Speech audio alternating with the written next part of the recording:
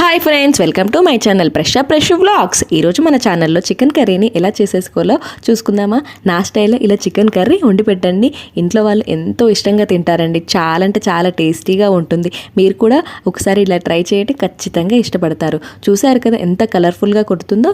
మీరు కూడా ఇలా ట్రై చేయండి, ఖచ్చితంగా ఇష్టంగా తింటారు. కొంచెం గ్రేవీగా తినేవాళ్ళు ఇలా చాలా ఇష్టపడతారు, ఫ్రైలా కాకుండా. ముందుగా నేను 1/2 kg చికెన్ని తీసుకున్నాను ఈ ప్రాసెస్కి. హాఫ్ కేజీ చికెన్ని చూసారు కదా ఇలా ఉంటుంది కాబట్టి మనం వాటర్లో కొంచెం వాష్ చేసుకోవాలి.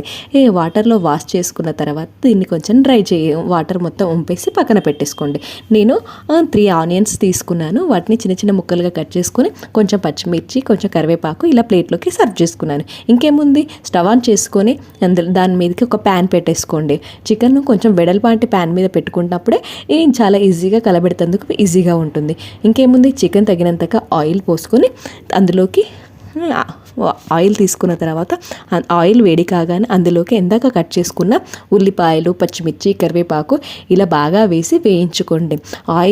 ఆనియన్స్ ఎంత బాగా వేగితే అంత కలర్ఫుల్గా, అంత టేస్ట్ ఉంటుందండి చికెన్ కర్రీ. ఇలా మీరు ట్రై చేస్తే ఖచ్చితంగా ట్రై చేయండి. ఆనియన్స్ ఫ్రై అయితేనే చాలా టేస్టీగా ఉంటుంది. చూసారు కదా, ఇలా ఆయిల్ మొత్తం కలిసే విధంగా ఆనియన్స్ని బాగా వేయించుకోండి. అప్పుడప్పుడు కలబెడుతూ ఉండండి, లేకపోతే ఆనియన్స్ బాగా మాడిపోతాయి. చూసారుగా, ఆనియన్స్ బాగా మగ్గిన తర్వాత నేను 1 స్పూన్ అల్లం వెల్లుల్లి పేస్ట్ వేసుకున్నాను. అల్లం వెల్లుల్లి పేస్ట్ వేసుకున్న తర్వాత ఈవెన్గా కలిసే విధంగా బాగా కలబెట్టుకోండి. చూసారు కదా, ఇలా ఈవెన్గా కలబెట్టుకున్న తర్వాత మనం రుచికి తగినంత పసుపు కూడా యాడ్ చేసుకోండి. ఇందులోకి పసుపు మీకు తగినంతగా యాడ్ చేసుకోండి. నేను ఇక్కడ యాడ్ చేస్తున్నాను, మొత్తం ఉంపేసాను అనుకోకండి, అందులో కొంచెమే ఉంది, మొత్తం ఉంపేసాను.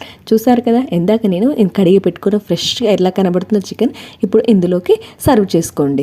చూసారు కదా, ఇలా కొంచెం కొంచెంగా సర్వ్ చేసుకుంటే కింద అడుగు నీళ్ళు అలానే ఉంటాయి. ఒకటేసారి వేసుకున్నాం అనుకో, ఆ బౌల్లో ఉన్న నీళ్ళు కూడా కిందికి మన చికెన్లోకి పడిపోతాయి. ఇలా చేతితోటే వేసుకోండి చికెన్ని. ఇప్పుడు చికెన్ ఇప్పుడు కింద ఉన్న ఆయిల్ కూడా మొత్తం ఈవెన్గా కలిసే విధంగా బాగా కలపెట్టుకోండి చికెన్ని కూడా. చూసారు కదా, ఇలా ఈవెన్గా చికెన్ని కలపెట్టుకోండి. మన దగ్గర ఉన్న లిడ్ తోటి క్లోజ్ చేయండి. ఒక 5 minutes తర్వాత చికెన్లో నుంచి వాటర్ ఇలా బయటకు వస్తుంటాయి. తర్వాత ఇంకేముంది, కొద్దిసేపు ఇలా ఎమ్మటే కారం వేసామనుకో స్మెల్ వస్తుంది, కాబట్టి కొద్దిసేపు ఇలానే ఆయిల్లో మగ్గనివ్వండి. తర్వాత కొంచెం కారం, అందులోకి టేస్ట్ తగినంత ఉప్పు యాడ్ చేసుకొని బాగా కలబెట్టుకోండి. చూసారు కదా, ఇలా ఈవెన్గా ఎంత కలర్ఫుల్గా కొడుతుందో. మా కారం కొంచెం రెడ్గా ఉంది, అందుకే ఇంత కలర్గా కొడుతుంది. ఇంకేముంది, కారం పెట్టాక కొద్దిసేపు మూత వేయించుకొని ఇలా ఆయిల్ పైకి తేలేంత వరకు కారాన్ని మగ్గనివ్వండి. ఇంకేముంది, ఇందులోకి నాకు తగినంత వాటర్ కావాలి, ఎందుకంటే మా ఇంట్లో గ్రేవీ అడిగారు కాబట్టి ఈరోజు కొంచెం గ్రేవీగానే చేస్తాను. చూసారు కదా, ముక్కలు మునిగేంతలా పోసి మళ్ళీ తినబుద్ధి కాదు. ఇలా ఈవెన్గా సగం మునిగే విధంగా పోసారనుకో సెట్ అవుతుంది మనకి. చూసారు కదా, ఏమాత్రం వాటర్ పోస్తే సరిపోతుంది.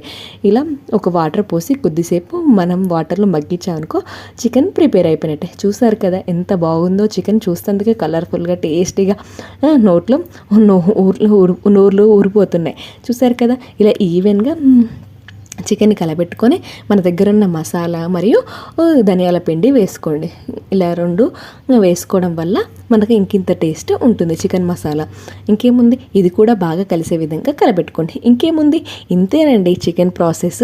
ఎంతో టేస్టీ అండ్ ఎంతో కలర్ఫుల్గా ఉన్న చికెన్ రెడీ అయిపోయింది. మీకు కూడా చికెన్ అంటే ఎంతమందికి ఇష్టం చెప్పండి. నాకైతే చికెన్ కంటే మటన్ ఇష్టం, కాకపోతే చికెన్ మ్యాండేటరీ. ఎప్పుడైనా సండే అంటే చికెన్ ఉండాల్సిందే. మీరు కూడా ఇలా ట్రై చేసి కమెంట్ సెక్షన్లో కమెంట్ చేయండి ఎలా ఉందో. ప్లీజ్ సబ్స్క్రైబ్ చేయండి, లైక్ చేయండి, షేర్ చేయండి. చాలామంది నా వీడియోస్ చూస్తున్నారు కానీ సబ్స్క్రైబ్ చేయట్లేదు. ప్లీజ్ సబ్స్క్రైబ్ చేయండి, లైక్ చేయండి, షేర్ చేయండి. చికెన్ ఎలా ఉందో కామెంట్ సెక్షన్లో కామెంట్ చేయండి. Bye friends. ఇలానే రెగ్యులర్గా వీడియోస్ వస్తుంటాయి. కంటిన్యూ